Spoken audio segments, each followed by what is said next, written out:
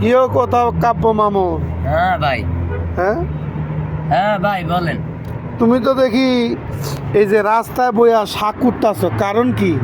আরে ভাই কারণ হয়েছে আজকে রাত আর রান্না কথা বলছেন, তখন ভাবলাম যে বাজার তো করিয়ে লাইছি, বাজার আসছিল আমার মোটর সাইকেলের বক্সে কথা বলছেন, লইছিলাম শাক আর মাছ আছে ফ্রিজে। আমি চিন্তা করলাম অর্ডার আসে না তাহলে আজ যে বই না থাই, এই যে এখানে একটা কার্পেট আছে, কার্পেটে বিছাই আমি শাকটা কুটতেছি যেন আমার রান্নাটা একটু তাড়াতাড়ি হয়, পরে যেন আমি রুমে গেলে তাড়াতাড়ি রান্নাটা বসাইতে পারি, ওই কারণে শাকটা কুটতেছি আর কি। এখানে আমার সময়ও নষ্ট হইতেছে না। বা আর এই পলির ভিতরে কি? পলির ভিতরে কি? ফলের ভিতরে হয়েছে রসুন আছে আর ওই হয়েছে দেখি দেখি।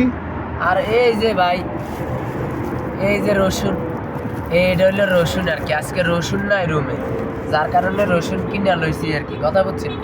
আর হয়েছে আপনার ওই যে এই শাক কুটি রাখতেছি আর কি পলিথিনের ভিতরে, ওই আপনার অন্য কোথাও তো আর রাখা যায় না বা নেওয়া যায় না, যার কারণে এখানে কুটি নিতেছি যেন রুমে গিয়া শুধু ভালো কইরা ধুইয়া রান্না করা যায়।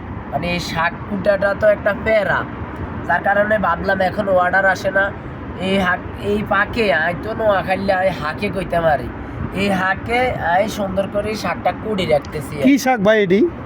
এটা হইলো কদুর শাক, ওই দেখেন এটা এটা কদুর শাক না লাউ শাক? আরে ভাই আমরা হেজ ধরেন কা, হেজ ধরেন না, এটা হইলো কদুর শাক। আমি তো জানি এটা লাউ শাক। হ্যাঁ ভাই আঙ্গ নোয়াখালী এটারে কদু। একটু উঠাই দেখাও তো কি শাক এটি, দর্শক দেখো।